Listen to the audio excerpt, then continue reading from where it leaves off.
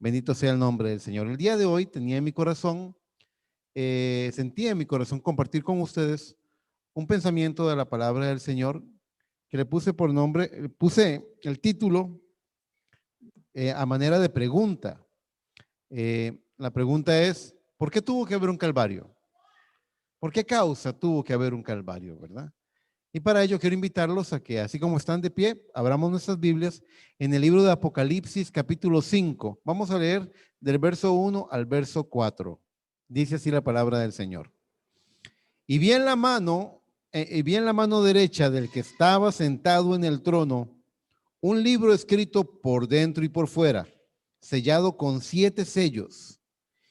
Y vi a un ángel fuerte que pregonaba a gran voz: ¿quién es digno de abrir el libro y desatar sus sellos?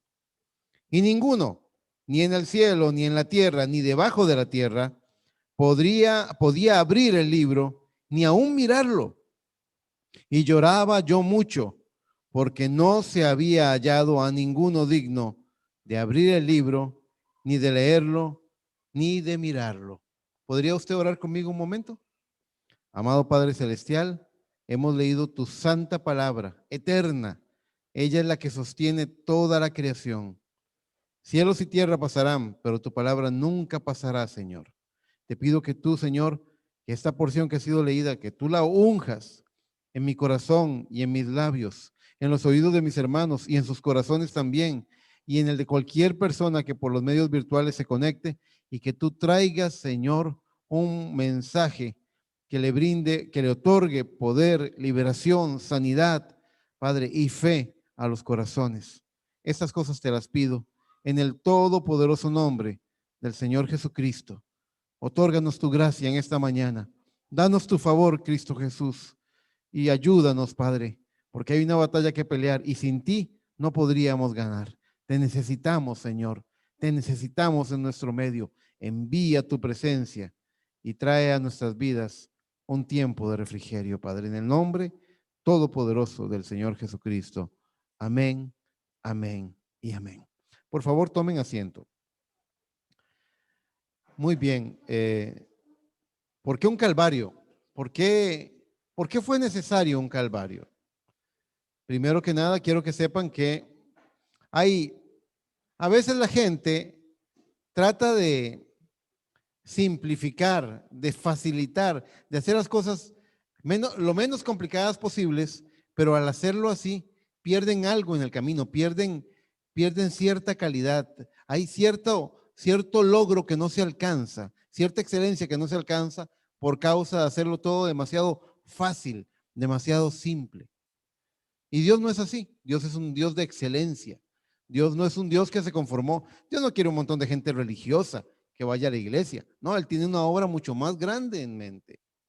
Pero también Dios es un Dios que no va, vamos a ver, cuando la palabra del Señor nos dice que no seremos tentados más allá de lo que podamos resistir, implica que Dios tampoco desea complicar las cosas en un nivel más allá del necesario.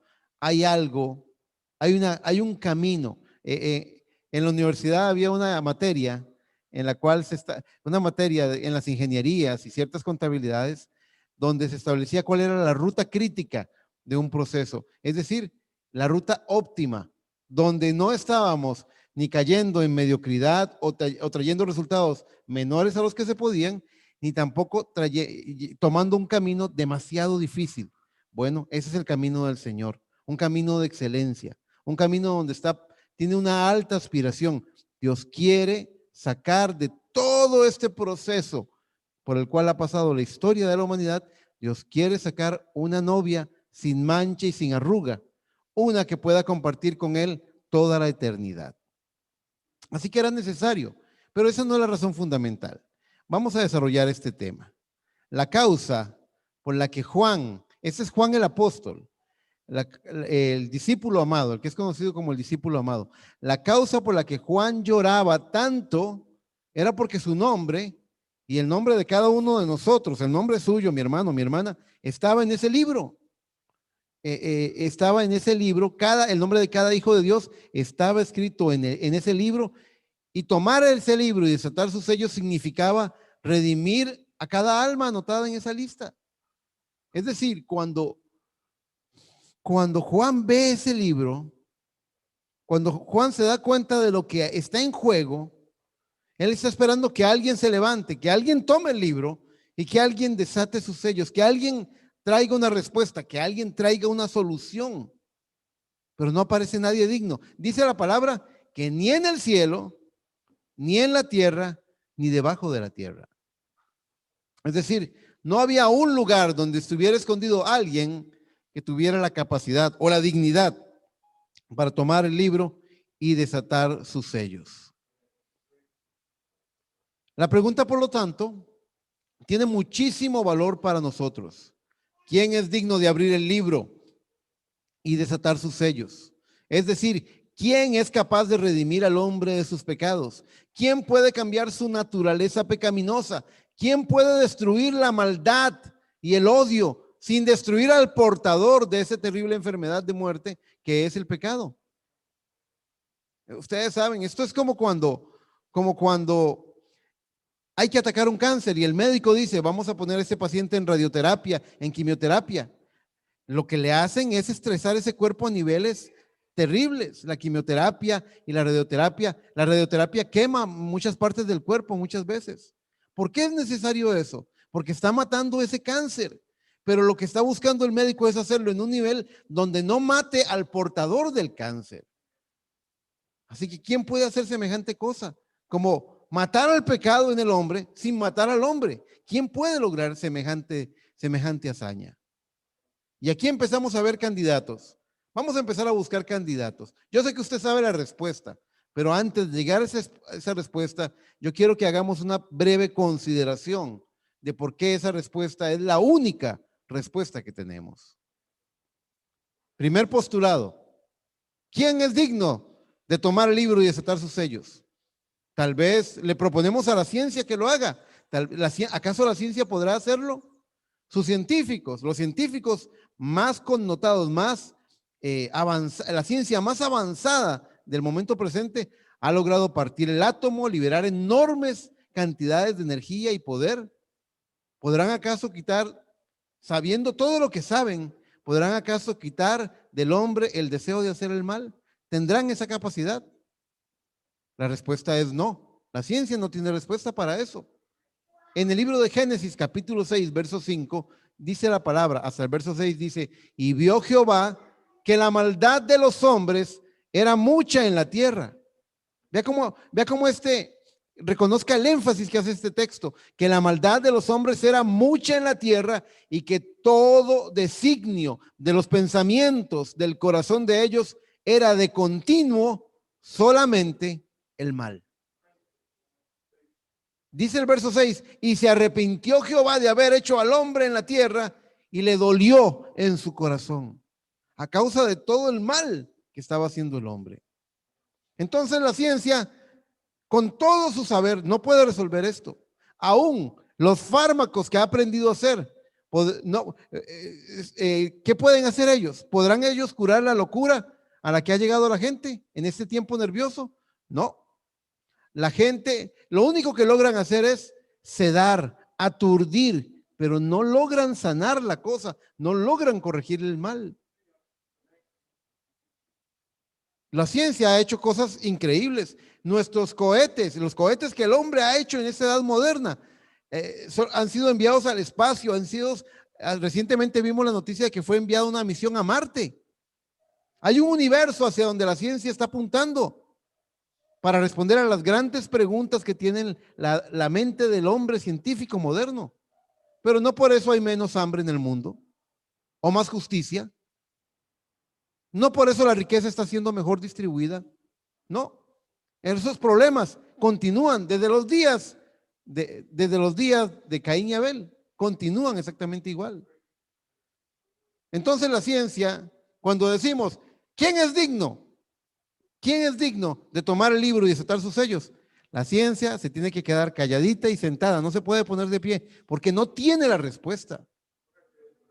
Puede hacer alarde de gran conocimiento, pero su conocimiento no soluciona el problema, la raíz del problema. Apostémosle a otro personaje. ¿Será acaso la educación la que podrá resolver este problema? Tal vez si nos educamos más, lograremos ser una mejor sociedad, más justa. Se ha dicho, yo lo he escuchado, y no estoy en contra de eso, nada en contra de educarse, nada en contra de prepararse. Se ha dicho que la respuesta para que la gente salga adelante en la vida es educándose, y nada en contra de eso. Hemos alcanzado tanto conocimiento, hermanos, tenemos tanta pedagogía, logramos desarrollar diferentes metodologías como el conductismo, hemos logrado una visión, dicen los expertos en pedagogía, una visión constructivista del saber humano. El humanismo está en la cima del progreso humano en este momento. Nunca ha habido tanta filosofía, tanto saber, nunca ha habido tanto conocimiento, nunca ha habido tanta preparación, tanto desarrollo humano como ahora, nunca. Las librerías están llenas, los libreros, los anaqueles están repletos de libros respecto al tema. ¿Pero acaso tenemos menos guerras por eso? ¿O menos armas? ¿O menos conflictos? No nos proporciona una respuesta. La educación, por buena que sea, no logra solucionar los problemas. Vea, yo soy un consejero matrimonial. Yo ayudo a los matrimonios, me siento con ellos, los escucho. Si alguna vez usted viene a pedir consejo matrimonial, quiero que sepa que lo primero que voy a hacer es saber que el 50% de lo que usted me está diciendo es inexacto, porque hay otra versión por ahí. Digo, si usted lo que busca es que yo le dé la razón, entonces le doy la razón, pero eso no va a arreglar su matrimonio. Normalmente tenemos que sentarnos y considerar lo que está pensando la otra persona. Es una relación de dos personas. Pero recuerdo cuando yo estaba en la universidad, trabajaba, tenía un negocio de fotocopiado en la universidad. Recuerdo cuando yo hablaba con algunos de los mejores profesionales en temas al respecto. Habían grandes psicólogos, grandes psiquiatras, y saben que algunos de ellos estaban casados 3 o 4 veces. Ellos no habían podido encontrar una solución para ellos mismos. Y muchas veces la solución del hombre es corte y vuelve a empezar. Nada más. La educación no tiene la respuesta a los problemas que tiene la humanidad. La educación es necesaria para que el hombre aprenda a desarrollarse mejor en la operación arroz y frijoles. Sí, pero la educación no puede resolver los problemas más graves que están en el corazón del hombre. Entonces, quizá la respuesta está en la política. Apostemos a la política. Tal vez, yo veo aquí caritas riéndose como diciendo, no, hermano Eric, no, eso está peor todavía. Por supuesto. ¿Será la respuesta a la política? Las más grandes y antiguas democracias ven como el racismo y la discriminación empeoran todos los días. Las más grandes democracias del mundo, los que ostentan la bandera de la libertad, son las sociedades que están más polarizadas por el racismo y la discriminación. Las más antiguas monarquías no saben tampoco cómo solucionar los grandes problemas sociales. No tienen una respuesta. Tienen una respuesta de cómo perpetuar el poder, pero no tienen una respuesta de cómo arreglar los problemas que tienen sus pueblos. Surgió el comunismo en algún momento. Surgió para vencer al capitalismo voraz, porque el capitalismo estaba siendo nocivo, abusivo estaba siendo. Es verdad. Hermano Eric, ¿usted es comunista? No, no lo soy. Porque el comunismo ha resultado ser tan malo como el mismo mal que quería erradicar. Exactamente lo mismo. Ningún sistema político ha podido corregir los problemas de esta humanidad. Entonces, ante la pregunta, ¿quién es digno de tomar el libro y desatar sus sellos? ¿Qué le vamos a decir a la ciencia? Quédese sentada. ¿Qué le vamos a decir a la educación? Muchas gracias, pero no gracias. Todavía no es suficiente. No alcanza la solución. ¿Qué le vamos a decir a la política? No, gracias. No es la respuesta todavía. Hermano Eric, yo sé lo que usted va a decir. Usted va a decir que la respuesta está en la religión, mucho menos en la religión. ¿En serio, hermano Eric? Sí. ¿Será que acaso que la respuesta la tiene la religión? Todas ellas, y estoy hablando de las diferentes religiones, Todas ellas están peleando, todas ellas discuten, todas ellas defienden sus credos y tienen adormecida la conciencia de su gente, tal y como lo dijo ese ateo de Fidel Castro. Un día llamó a la religión el opio del pueblo. Y hasta cierto punto, el sistema religioso mundial tiene adormecida la conciencia de los que se congregan en el sistema religioso. Se sienten tranquilos, una conciencia tranquila, como cuando Adán vino con su delantal de hojas de higuera y se presentó al Señor. Estaba Dios diciendo: Adán, ¿dónde estás tú? Y aparece él y le dice: mira, Señor, es que tuve vergüenza porque estaba desnudo, pero mira, ya me hice este delantal de hojas de higuera, qué lindo me quedó, mira qué bonito, ya no tengo vergüenza. Y el Señor: ¿en serio?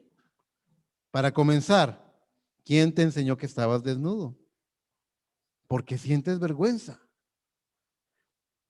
Esa forma de cubrir su vergüenza esa fue la primera religión que hubo en la humanidad. Las hojas de higuera representan religión, cobertura religiosa. Y eso es lo que hace la religión. Vas a la religión tradicional y te dicen que te reces 3 Padres Nuestros y 2 Aves Marías. Te confiesas ante un hombre y todo está bien. El hombre te hace una señal y listo. O te adaptas a otra religión donde te dicen que no tomes café porque es pecado. O te vas a otra religión donde te dicen que hay religiones para todos los gustos, de todos los colores y sabores. Hay religiones tanto como hay prejuicios en la tierra. Y muchas de estas religiones están fundamentadas y basadas en prejuicios y no en la verdad sólida y pura del evangelio. Y esto es una verdad. Hay mucha religión que se fundó peleándose en la iglesia en la que estaban, se apartaron, hicieron su propia religión. Así que la religión no es la respuesta. No en vano dice Isaías 28:8 en adelante. Oiga lo que dice Isaías 28:8. Porque toda mesa está llena de vómito y suciedad, hasta no haber lugar limpio. Esto es lo que Dios opina. Dice: ¿a quién se enseñará ciencia? ¿O a quién se hará entender doctrina? ¿A los destetados? ¿A los arrancados del pecho? Porque mandamiento tras mandamiento, mandato sobre mandato, renglón tras renglón, línea sobre línea, un poquito aquí, otro poquito allá.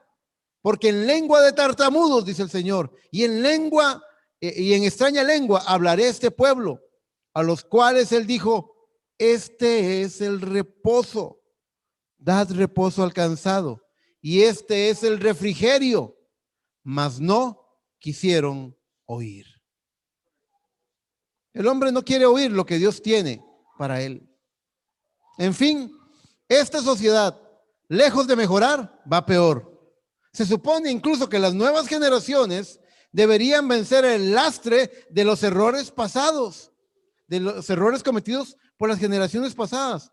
Pero aunque se han hecho leyes en contra de discriminación, ya sea por sexo, religión o raza, siguen habiendo conflictos, siguen habiendo problemas. Ustedes se sorprenderían, se los digo, yo lo he visto con mis propios ojos, se sorprenderían, los nuevos jóvenes varones siguen aumentando las cifras de femicidios. El crimen no disminuye y la violencia sigue en aumento. Yo me he sorprendido hablando con jóvenes varones. No estoy hablando de hijos de Dios, porque ellos no deberían tener algo así en su corazón, pero he visto jóvenes varones allá en la calle que yo decía, me parece tan absurdo que cosas como el machismo ese machismo se haya consolidado. Eso debería quedar muerto en aquellas generaciones. Han habido luchas sociales, han habido leyes, y no, he visto que el joven varón, estoy hablando, es más machista ahora que antes. O igualmente, no sé, porque no viví en las antiguas generaciones, pero he visto que no hay un cambio en el hombre, no hay un cambio. El hombre no mejora, el hombre no cambia. Es que el problema está en el hombre. No, también está en la mujer. Las mujeres, quienes fueran por muchos siglos la columna vertebral de las naciones por sus valores morales, con ese ejemplo en sus vidas, ahora están corriendo una carrera para igualarse con el hombre. Y no me malentienda, yo creo que el que trabaja igual que otro debe ganar lo mismo que gana el otro. No debe haber ninguna discriminación. pero de lo que estoy hablando es que en la carrera para igualarse con el hombre, están demostrando que pueden ser igual de malas, cometiendo los mismos errores, porque el mal y el pecado está en el corazón y no mira géneros. Hay hombres malos y hay mujeres malas. Entonces, ¿a dónde vamos? ¿Qué estamos obteniendo? ¿Quién va a arreglar esto? ¿Quién tiene la solución? ¿Quién tiene verdaderamente la respuesta? ¿Quién es digno de abrir el libro y desatar sus sellos? ¿Quién puede hacerlo? Y a la hora de determinar quién tiene esa solución, hay que preguntarse quién ha hecho todo este mal. Porque no ha sido Dios. Dios hizo una creación original, pero lo que estamos viendo en esta sociedad presente no forma parte de esa creación original. Les voy a decir quién ha hecho toda esta barbaridad. La palabra del Señor dice en Juan 12:31, Cristo dijo, ahora es el juicio de este mundo, ahora el príncipe de este mundo será echado fuera. Cristo afirma en ese texto que hay alguien que está gobernando este mundo, lo llama el príncipe de este mundo. En Lucas 4:6, cuando Satán está tentando a Cristo en el monte de la cuarentena, el diablo le dice a Cristo, dice el texto, y le dijo el diablo, a ti te daré toda esta potestad y la gloria de ellos, porque le estaba enseñando los reinos del mundo, dice, porque a mí me ha sido entregada y a quien quiero la doy. Ese texto dice contundentemente que Satán gobierna en este mundo presente.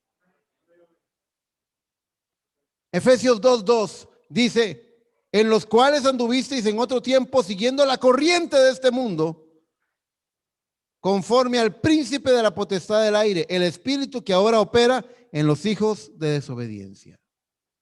El mal existe, Satán existe y el mal existe en este mundo. Yo no veo animales malos, veo animales que tienen un instinto natural de supervivencia. Que el lobo, el león o el tigre mata es parte de una naturaleza de supervivencia, de la jungla. Pero yo no veo maldad en esos actos. Pero en nuestra sociedad, pornografía infantil, secuestro, abuso, drogas, tráfico, se ve el mal en el corazón del hombre. Satán es el príncipe de este mundo, pero Dios hizo un jardín del Edén libre de estas cosas. ¿Alguien recuerda cuánto duró haciendo ese jardín del Edén el Señor? 6 días, porque en el séptimo descansó. Y luego reposó, ¿verdad? 6 días y luego reposó. Dice la palabra del Señor en 2 de Pedro, capítulo 3, verso 8, dice, mas, oh amados, no ignoréis esto, que para con el Señor un día es como 1000 años y 1000 años como un día. El profeta dice, Dios le dio a Satán la oportunidad, como él vino e intervino y convenció a Adán y a Eva, vino y convenció, endulzó el oído del hombre y lo hizo caer en transgresión contra su Dios. Entonces Dios dijo, muy bien, ¿tú quieres mostrar que tú puedes hacerlo mejor? Hazlo. Y Dios se hizo a un lado y Satán empezó a trabajar con el hombre. Y le ha tomado 6000 años, 6000 años, 6 días también, para poder traer a una culminación este es su proyecto que es el Edén de Satanás. Este proyecto donde las mujeres, vea, yo soy padre de mujeres. Y cómo duele mi corazón que he traído al mundo a esas muchachas en un mundo donde da miedo andar por las calles. No estoy hablando de allá de Bosnia o Herzegovina. No estoy hablando allá de lo que está pasando con los maras en otros países. Estoy hablando de Costa Rica, donde los varones que son pura vida, miran con cierta mirada y tienen cierta actitud y tienen ciertos gestos y ponen nerviosas a las mujeres. Este es el mundo en el que vivimos, en un país de pura vida. Ni hablar del temor que puede sentir un padre por sus niños.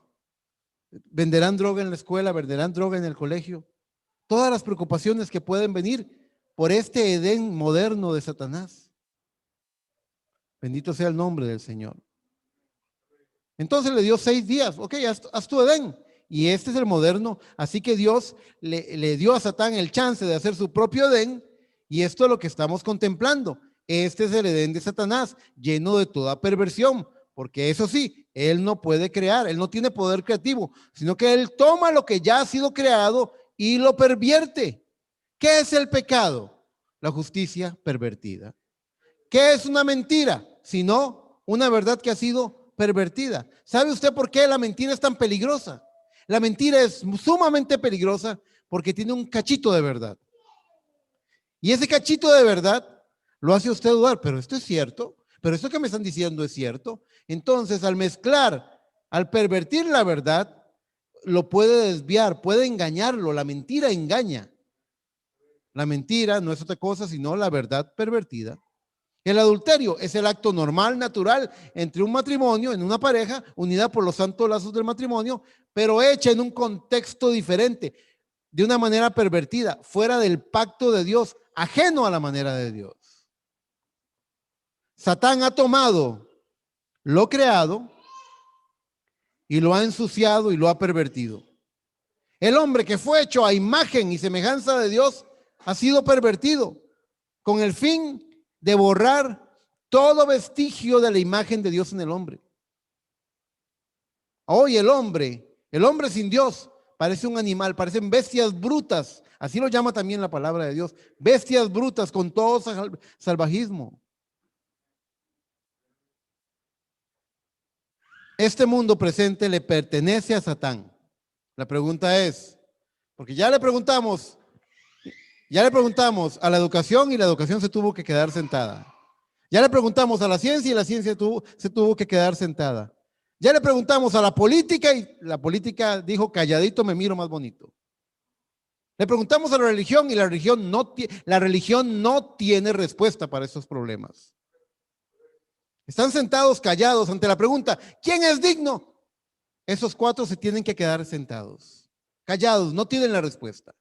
La pregunta es, ¿el creador de este moderno Edén querrá arreglarlo?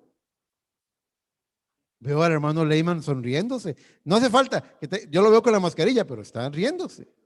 ¿Querrá el creador de este moderno Edén pervertido arreglarlo? Él dice, pero ¿cuál es el problema? Si es una maravilla lo que tenemos. Usted, si con Dios usted se buscaba una esposa y tenía que serle fiel toda la vida, conmigo usted puede tener todas las que quiera. ¿Cuál es el problema? Si estamos mejor conmigo, dice el diablo. Yo no veo cuál es el problema con este mundo, yo lo veo perfecto, dice él. Pero él se equivoca. Ahora que ya hemos puesto las bases del mensaje, que no va a ser un mensaje largo, va a ser un mensaje corto. Pero ahora que ya hemos puesto las bases del mensaje, ahora vamos a empezar a ver por qué fue necesario un calvario y quién puede responder a la pregunta, ¿quién es digno? ¿Quién puede tomar el libro? ¿Y quién puede desatar sus sellos? Vayan conmigo, por favor, al libro de Levítico, en el capítulo 25, en el verso 47. Existía, vaya buscando Levítico 25, 47. Existía, ustedes saben, por diferentes motivos, algunas veces por necesidad, el hombre se tenía que vender como un esclavo. Y las leyes entre hebreos eran leyes muy justas, pero algunas veces algún forastero podía comprar como esclavo a algún hebreo. Y entonces debía haber una solución ajena al carácter del forastero, porque ese extranjero podía ser un adorador de ídolos, podría ser alguien inclinado al mal, podía ser que no tuviera ley que lo juzgara, que le impusiera justicia. Entonces, la palabra de Dios tenía que proveerle al hombre de una respuesta, de una solución. Y para ello se creó la ley del pariente redentor. Dice Levítico 25, 47, vamos a leer del 47 al 49. Dice así, si el forastero o extranjero que está contigo se enriqueciere y tu hermano que está junto a él empobreciere y se vendiere al forastero o extranjero que está contigo o a alguno de la familia del extranjero, después que se hubiere vendido, podrá ser rescatado. Uno de sus hermanos lo rescatará, o su tío o el hijo de su tío lo rescatará, o un pariente cercano de su familia lo rescatará, o si sus medios alcanzaren. él mismo se rescatará. Ahora, esta es la famosa ley del pariente redentor, donde alguien con las posibilidades, con los medios, con los recursos, venía y pagaba el rescate por este hombre que se había esclavizado por una deuda, pagaba la deuda y hacía a este hombre libre.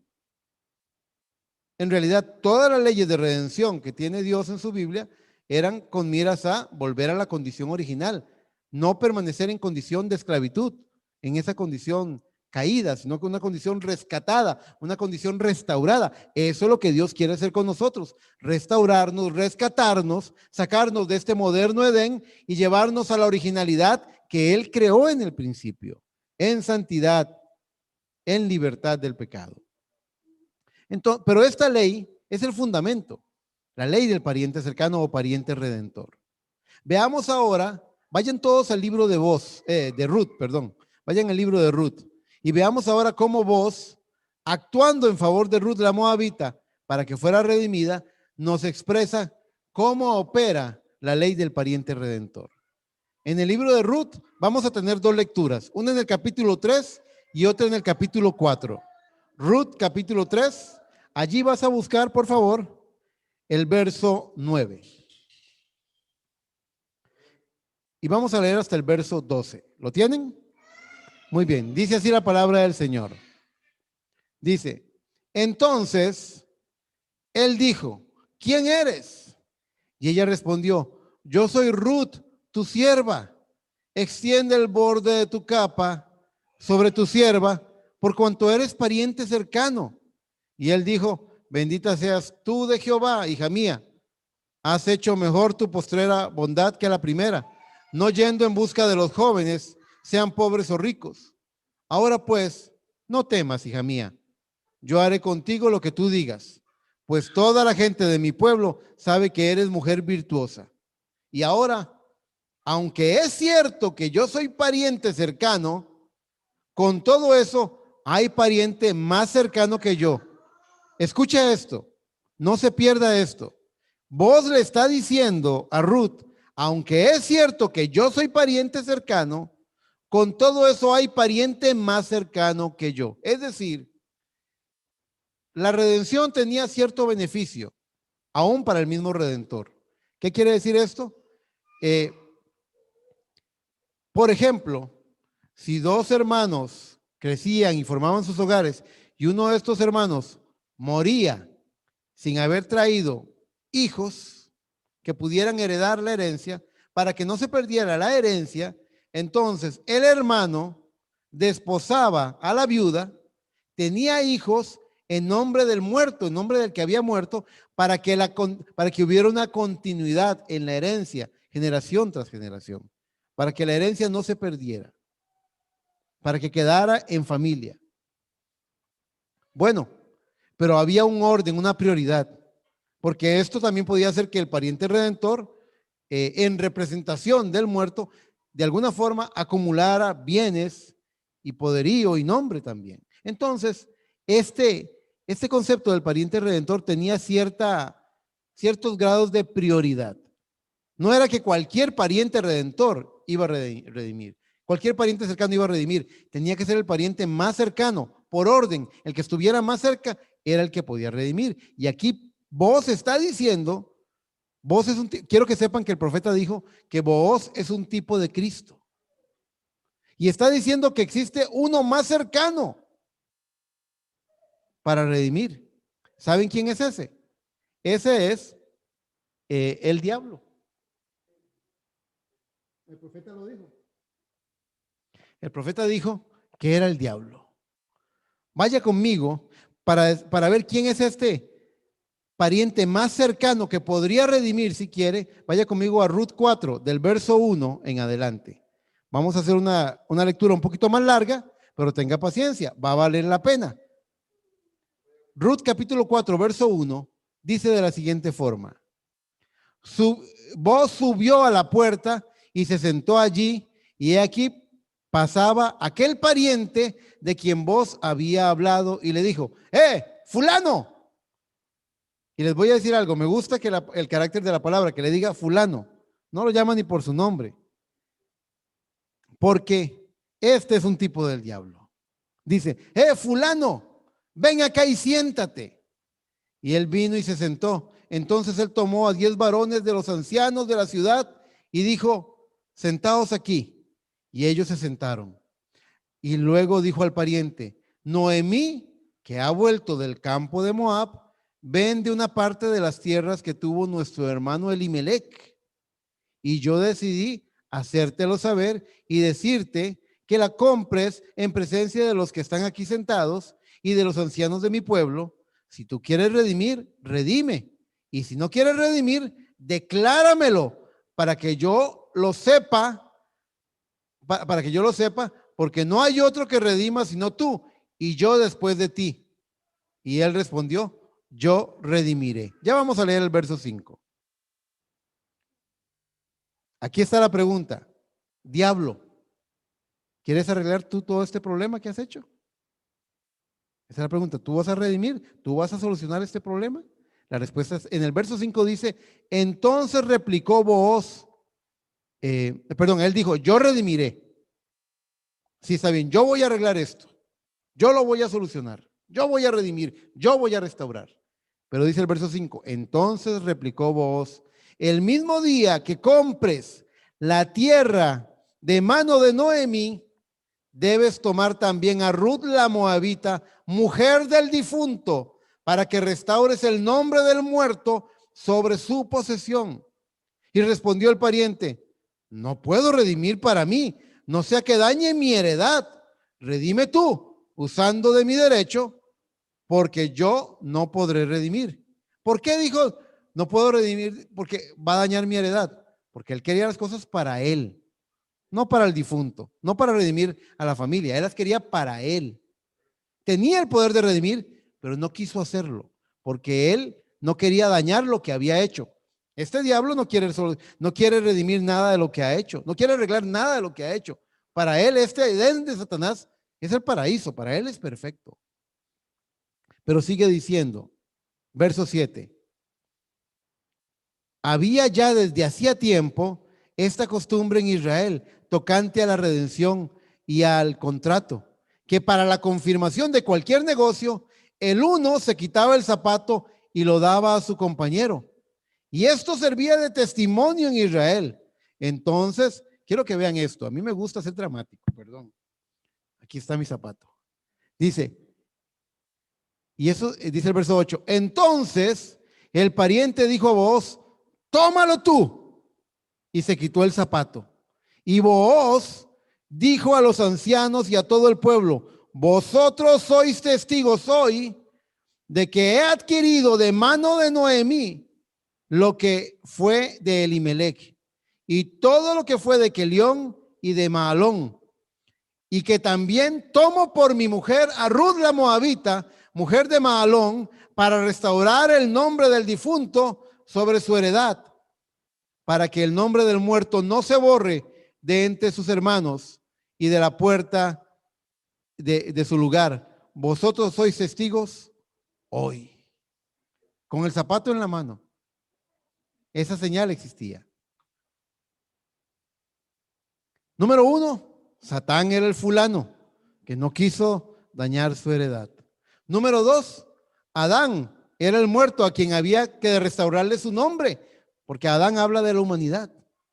Número 3, Ruth es la novia, representa a los hijos de Dios, representa a los escogidos de Dios que tenían que ser restaurados, que tenían que ser redimidos. Y Booz es Cristo, nuestro pariente redentor, el único que podía pagar el precio de nuestra redención. ¿Comprenden eso? Si yo no hago esto, si no explico esto, pudiera quedar muy confuso lo que está pasando en Apocalipsis 5. En Apocalipsis 5, el ángel apareció y dijo, ¿quién es digno de tomar el libro y desatar sus sellos? Y Juan empezó a llorar. Y la causa por la que Juan estaba llorando era porque su nombre y el nombre de cada hijo de Dios estaba en ese libro. Y si alguien no lo tomaba y no desataba sus sellos, si alguien no tomaba y redimía, como tomar este zapato, los hijos de Dios se hubieran perdido. La palabra de Dios dice claramente, por cuanto todos pecaron, todos están destituidos de la gloria de Dios. Pero también dice que por cuanto la muerte entró por un hombre, Adán, la vida, la restauración, la promesa, también entró por un hombre, Jesucristo. Ahora vuelva por favor a Apocalipsis 5. Todavía no me puedo poner el zapato, todavía tenemos que leer. Apocalipsis 5, ahora del verso 4, para darle contexto lo que habíamos leído una parte. Apocalipsis 5, 4.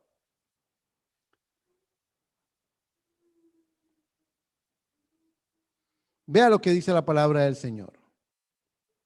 Dice, este es Juan, recuérdelo, dice, y lloraba yo mucho, porque no había hallado a ninguno digno de abrir el libro, ni de leerlo, ni de mirarlo.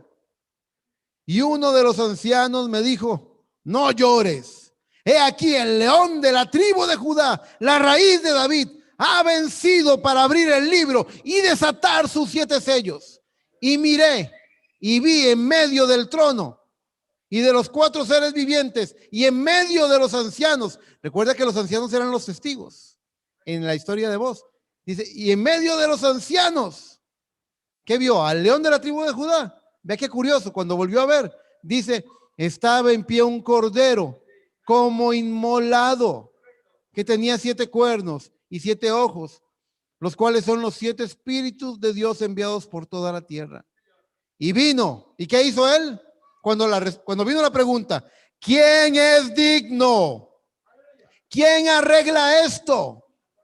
¿Quién paga el precio? ¿Quién es digno? ¿Ciencia? No. ¿Educación? No. ¿Política? No. ¿Religión? No. ¿Diablo, tú lo vas a hacer? No. ¿Quién es digno? ¿Quién arregla esto? Se buscó en el cielo, se buscó en la tierra, se buscó debajo de la tierra y no había ninguno que se pudiera poner de pie. Pero vino el Cordero de Dios, el león de la tribu de Judá, vino como manso cordero al Calvario a morir por usted, a morir por mí, y viniendo todavía envuelto en la sangre de su sacrificio, tomó el rollo, dice la palabra de Dios en el verso 7, y vino y tomó el libro de la mano derecha del que estaba sentado en el trono. Y cuando hubo tomado el libro, los 4 seres vivientes y los 24 ancianos se postraron delante del Cordero, que todos tenían arpas, dice, y copas de oro llenas de incienso, que son las oraciones de los santos, y cantaban un nuevo cántico diciendo, digno eres de tomar el libro y de abrir sus sellos, porque tú fuiste inmolado y con tu sangre nos has redimido para Dios de todo linaje, lengua y pueblo y nación. Dice el verso 10, y nos has hecho para nuestro Dios reyes y sacerdotes, y reinaremos sobre la tierra. Mis hermanos, el Cordero de Dios, el inocente, el que no tenía pecado, el que no tenía que morir, murió. El que no tenía que recibir castigo, fue castigado. Por su llaga nosotros fuimos sanados. Él tomó nuestro lugar. Él se hizo pecado para que nosotros, pecado, fuéramos hechos la justicia de Dios. La palabra se hizo carne para que nosotros, la carne, nos tornáramos a la palabra de Dios. Fuéramos hechos del material de la palabra. Él, único, nadie más. Satán tuvo que quedarse callado. Todo el saber humano tuvo que quedarse callado. Solamente había uno que estaba dispuesto a pasar de las palabras a la acción. Solamente había uno. Dice la palabra del Señor, hablando de los fariseos, Cristo en su día dijo, si el ciego guía al ciego, los dos terminarán en el hoyo. No había un hombre que pudiera morir por el hombre, porque para poder morir por los pecados del otro hombre, ese hombre tenía sus propios pecados que lo condenaban. No había nadie. Todos estábamos en el mismo agujero. Todos estábamos perdidos en la misma condición. Así que Él vino y tomó nuestro lugar. Él vino y murió por nosotros. Él vino y pagó el precio de su castigo, hermano. Hermana, lo que le tocaba a usted, Él lo tomó sobre sus hombros y Él lo hizo. Él es el único digno. Usted siempre lo ha sabido. Pero es una buena consideración que usted se detenga un momento en esta mañana y que usted examine esa pregunta. ¿A quién más podía ayudarlo? ¿Quién se podía parar por usted? ¿Quién le iba a ayudar? ¿Quién podía darle la solución? La palabra del Señor dice que el que no escatimó ni a su propio Hijo, ¿cómo no nos dará con Él todas las cosas? Así que vuelvo a pensar en aquel pasaje que hemos leído tantas veces. Y vosotros estáis completos en Él. En Cristo no tenemos necesidad de nada. Todo lo que nuestra vida necesite, escuche esto y créalo. Todo lo que su vida necesita, emocional, material, espiritualmente, todo lo que su vida necesita fue provisto en la cruz del Calvario con la sangre derramada. No hay nada que escape, no hay una necesidad, no hay un problema, no hay una lucha, no hay un conflicto, no hay nada en su vida que no pueda ser vencido por la sangre del Cordero derramada en el Calvario. Cuando Él pagó, Él no pagó la mitad de la cuenta, Él pagó toda la cuenta, Él pagó todo el precio, Él pagó por todos sus pecados, Él no dejó nada al azar. Él lo cubrió todo, Él lo pagó todo, Él lo venció todo por usted. Tengo 2 citas más y les voy a dar el tiempo para que las encuentren, porque uno es un libro que no se lee todos los días. Uno está en Hebreos 2 y la otra está en el libro de Oseas. Así que les voy a dar el momento mientras me meto el zapato. En Hebreos 2, el verso 14 y el verso 15 nos explican en parte por qué fue necesario el Calvario. Dice, así que por cuanto los hijos participaron de carne y sangre, Él también participó de lo mismo. ¿Por qué? Había un problema en el que se habían metido ellos y Él tenía que abrirles camino, dice. Así que por cuanto los hijos participaron de carne y sangre, Él también participó de lo mismo, para destruir por medio de la muerte al que tenía el imperio de la muerte. Esto es al diablo. Oiga, la manera de Dios es para destruir por medio de la muerte al que tenía el imperio de la muerte, para vencer al diablo.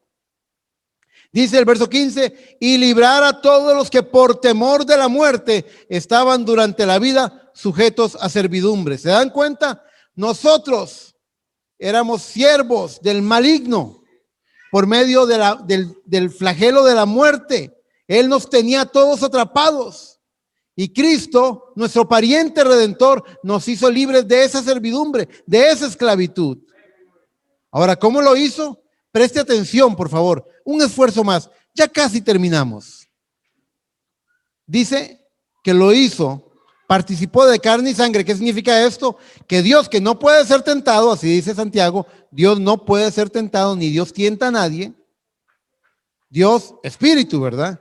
Dios no puede ser tentado, se hace carne y ahora Hebreos dice que Jesucristo fue tentado en todo, probado en todo. Aquel que no podía ser tentado, ahora en la carne, el cuerpo de Cristo es tentado en todo, pero sin pecado. Pero sin pecado. El profeta explica, hace unas semanas estuve trayendo una prédica entre un grupo de ministros sobre las teofanías y estábamos viendo ese punto, cómo el profeta explica de que Cristo entró en teofanía en este mundo y luego vino a la carne. Y por eso él recordaba la gloria por eso él decía, glorifícame con la gloria que tuve contigo allá en el principio. Él podía recordarlo. Usted y yo no lo recordamos. ¿Por qué? Porque nosotros sobrepasamos, dice el profeta, sobrepasamos nuestra teofanía y entramos en carne y vamos hacia la teofanía. Dice, si usted hubiera entrado en la teofanía, usted usted al ser tentado nunca hubiera pecado, nunca hubiera fallado, pero tenía que venir de esta manera, tenía que venir conforme al plan, conforme al plan. Cuando el diablo hace lo que hace, Dios le permite que entre de esa forma porque Él los va a redimir. Ahora Cristo viene y el plan de Él es destruir por medio de la muerte al que tenía el imperio de la muerte. Esto es al diablo. Esto es, con la misma pistola con la que me ibas a matar, te voy a matar yo. La misma trampa que me ibas a hacer, te la voy a tomar a ti. La misma horca que Amán el malvado quería para Mardoqueo, fue la horca que lo terminó matando a él. Y Amán es un tipo del diablo también. Exactamente de la misma forma. En Oseas, en el capítulo 13, hay un glorioso texto. En Oseas, en el capítulo 13, hay un glorioso versículo que no voy a traer otra cita más. Me voy a quedar con esa cita para sellar la prédica de esta mañana. Busque Oseas 13. Y mientras lo busca, entonces, el recuento es este.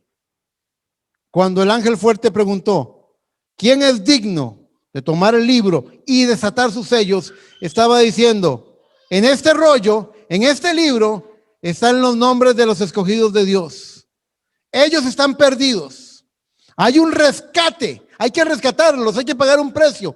¿Quién lo paga? ¿Lo pagas tú, ciencia? No, yo no lo pago. ¿Lo pagas tú, educación? No tengo con qué. ¿Lo pagas tú, acaso, religión? ¿O tú, política? No podemos. ¿Lo pagas tú, diablo? Que voy a estar pagando yo nada, dijo el diablo. ¿Quién lo va a pagar? Y el único inocente, el único justo, el único sin pecado, vino y dijo, yo pago.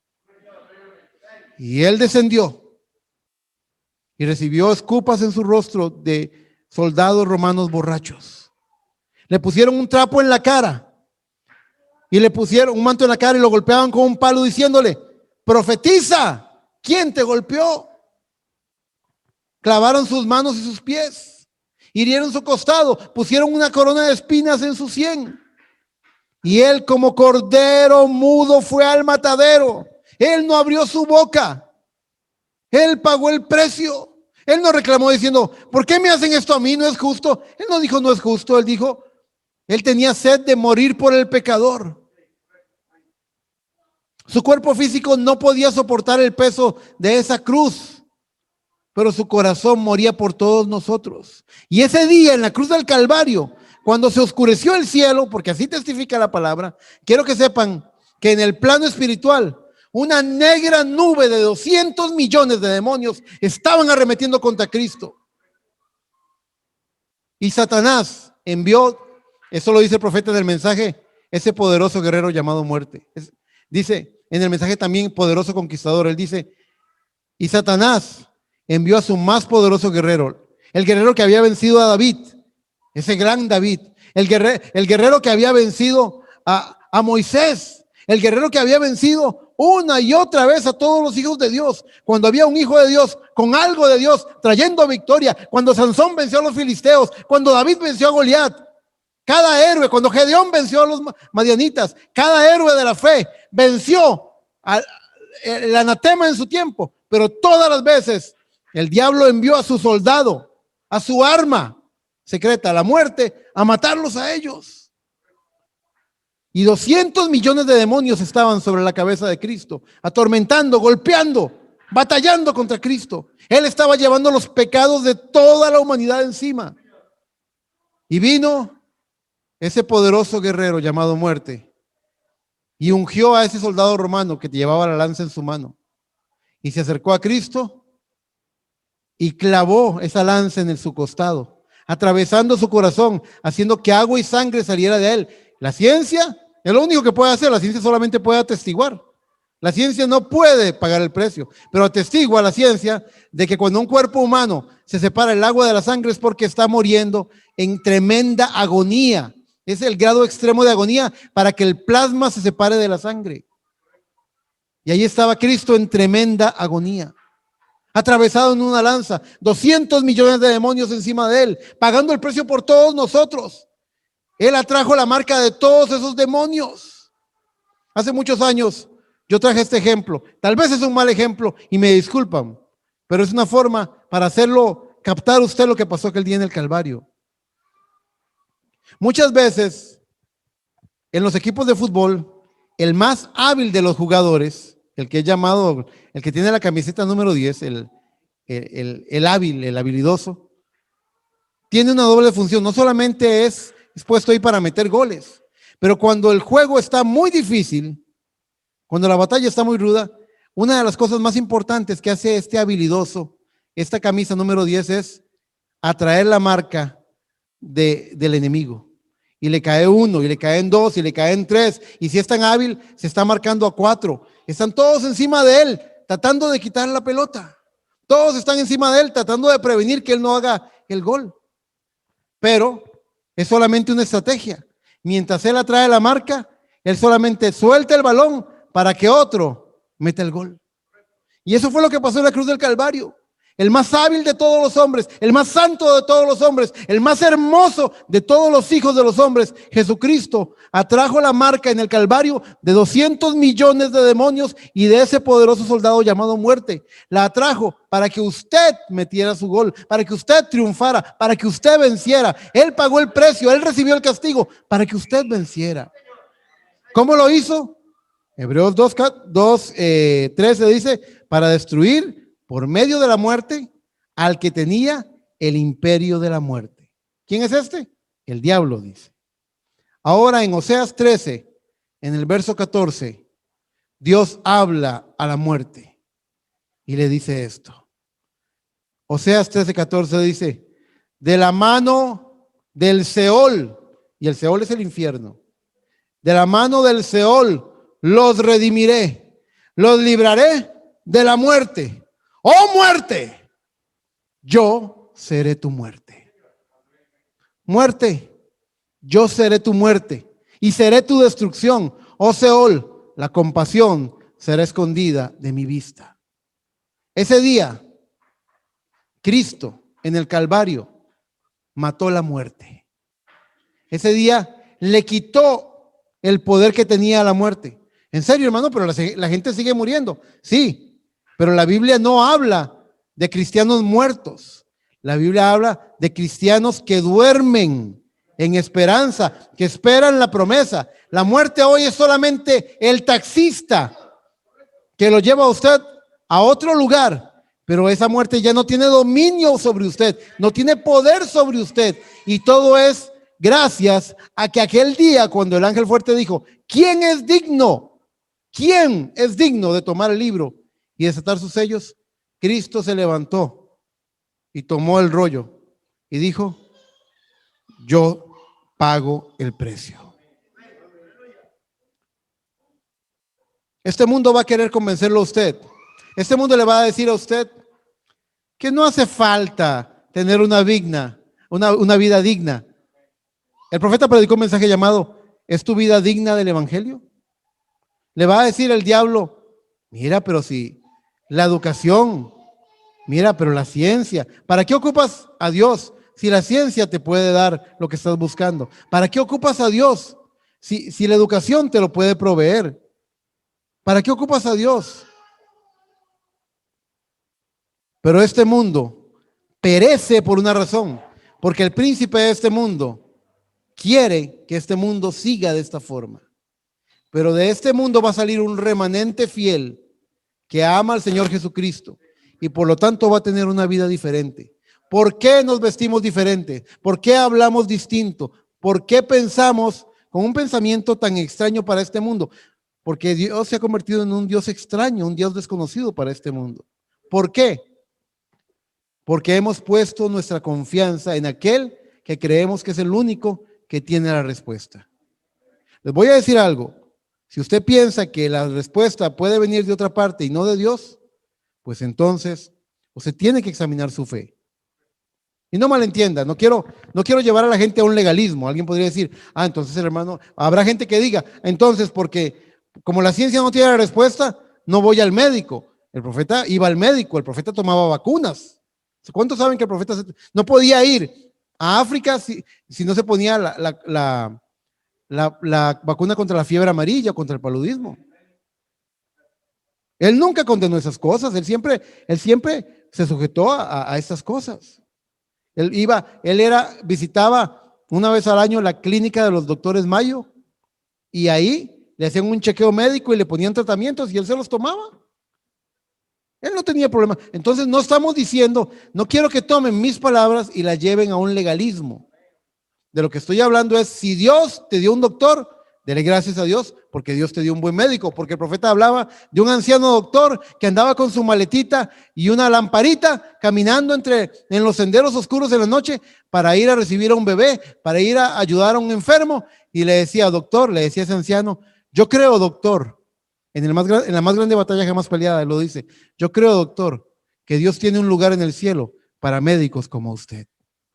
Y ese médico anciano, al oír eso, sus ojos se llenaban de lágrimas, porque él había puesto su vida por los demás. Había algo de Cristo en ese doctor. Entonces, si Dios le da un buen médico, agradezca al Señor y use lo que Dios le ha dado. Dios es un Dios infinito en recursos, pero su esperanza está puesta únicamente en el único digno, el que pudo tomar el libro y desatar sus sellos. Una cosa más que quiero decir para los creyentes del mensaje que se conectan y escuchan eso, porque tenemos gente de diferentes países oyendo esto. Ha habido una tendencia idólatra a darle un protagonismo al profeta que no tiene. El profeta sí fue el profeta mensajero de la última edad de la iglesia, y en mi opinión, él ha sido el más grande profeta de todos los tiempos. Ha hecho cosas increíbles en su testimonio, y él partió con el Señor y cumplió su ministerio. Sin embargo, algunas veces los creyentes del mensaje o seguidores del nombre de William Branham tienden a extralimitarse. Yo he oído gente que dice, cuando el profeta abrió los sellos, y yo me detengo y digo, un momento, en esto quiero ser muy celoso. Alguien puede decir, hermano Eric, ¿se porta muy radical? Sí, en esto quiero ser muy radical. Miro a los ojos a la persona y le digo, un momento, quiero que sepa que el hermano William Branham, siervo del Señor, amén, no abrió ni uno solo de los sellos. Porque el único que abrió los sellos, porque el único digno, porque el único que murió por mí en la cruz del Calvario, es el Señor Jesucristo. Y a Él sea toda la gloria y toda la honra y toda mi adoración, solamente para Él. Porque Él es mi respuesta. Él es el centro de mi vida. Tengo un matrimonio feliz porque Él media por nosotros. Amo a mis hijas y ellas me aman a mí y todavía no nos hemos arrancado la cabeza el uno al otro. ¿Por qué? Porque Cristo está en medio de nosotros, gobernando nuestras vidas. La diferencia de mi familia con cualquier otra familia que tenga abismales problemas que la está desintegrando solamente es una, y se llama Jesucristo. Él es el centro, Él es la clave, Él es el ingrediente secreto, Él es la respuesta, porque solo Él pagó el precio y nadie más. Y yo amo a mi esposa, la amo con todo mi corazón, pero a la persona que más amo en mi vida se llama Jesucristo. Y yo sé que mi esposa me ama, pero ella tiene que amar primero y más al Señor Jesucristo más cualquier otra cosa. Valeria, tienes que amar mucho a tu mamá. Quiere mucho a tu mamá. Pero si tú supieras cuánto te ama el Señor y lo que Él hizo por ti, Valeria, Él se convertiría en el amor de tu vida, la persona más importante. Basta con conocerlo para amarlo de esa forma. ¿Cuántos de ustedes, pónganse de pie por favor, cuántos de ustedes alaban al Señor por haber hecho semejante sacrificio? Por haberse puesto en pie, haber tomado el rollo, haber desatado sus sellos y haber dicho, yo redimo, yo rescato, yo arreglo esto. Sin Él estaríamos muertos, sin Él estaríamos perdidos. ¿Por qué tuvo que haber un calvario? Por cuanto los hijos participaron de sangre y carne, Él también lo hizo, para destruir el imperio de la muerte, para destruir por medio de la muerte al que tenía el imperio de la muerte. Por eso me gusta Oseas. Muerte, yo seré tu muerte. Él vino para destruir lo que nos estaba destruyendo. Él vino para vencer lo que nos estaba venciendo. Y yo no tengo suficientes palabras para darle la gloria a Él. Pero un día estaré ante el tribunal de Cristo y ustedes también. Y nuestra vida será un memorial que examinará si nosotros lo hicimos a Él el centro de nuestra vida. Si usted, cierre sus ojos, por favor, pueblo del Señor. Si usted sabe que Él no ha sido todavía el centro de su vida, que usted le ha dado otra importancia, más importancia a otras cosas que a Él, yo quiero proponerle en esta mañana que usted le pueda dar a Él el lugar que se merece. Muchas veces nosotros no apreciamos lo que nuestras esposas o esposos, no apreciamos lo que nuestros hijos o padres han hecho por nosotros. No hemos tenido la oportunidad de externarlo, de expresarlo. No cometamos este error con Jesucristo. Él se merece todo nuestro amor. Quiero que usted, si usted siente en su corazón que todavía no le ha dado ese centro, ese trono, esa corona, que se la den esta mañana. Amado Padre Celestial, te presento, Señor, estas vidas, Señor, y te presento mi propia vida, Señor, en agradecimiento.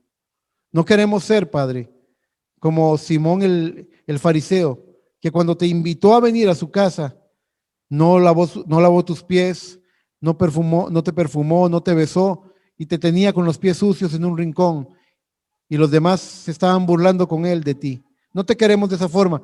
Queremos ser como aquella mujer pecadora que fue liberada de sus demonios. Queremos ser como esa mujer que compró el perfume de alabastro y lavó tus pies y lo lavó con sus lágrimas y lo secó con sus cabellos, Padre, porque estaba viendo a ese cordero inmolado que pagó el precio por sus pecados. Padre, en el nombre de Jesús, sé el centro de nuestra vida. Siéntate en el trono de nuestro corazón. Permite que nuestras vidas te coronen y aquel día en el tribunal de Cristo, que nuestro testimonio, Padre, diga que tú eres el amor de nuestra vida, que tú eres a quien estamos esperando y día a día podemos recibir más y más en la forma del Espíritu Santo. Padre, te amamos y que toda la honra y toda la gloria sea tuya, Padre, por todos los tiempos. Amén. Gracias, Señor. Amén, amén y amén. Que el Señor les bendiga, mis hermanos. Espero que este corto pensamiento de la palabra los ayude. Recuerden, algunos de ustedes va a venir el diablo a decirles, esta es la forma, esta es la forma, este es el camino, esta es la respuesta, esta es la solución. Pero si usted ha captado el mensaje, usted sabe cuál es la solución, y usted sabe cuál es la respuesta, y usted sabe dónde está su cura, y usted sabe dónde está el poder que necesita. Está allí, en el que tomó el rollo y desató sus sellos. Dios les bendiga. Dios les bendiga.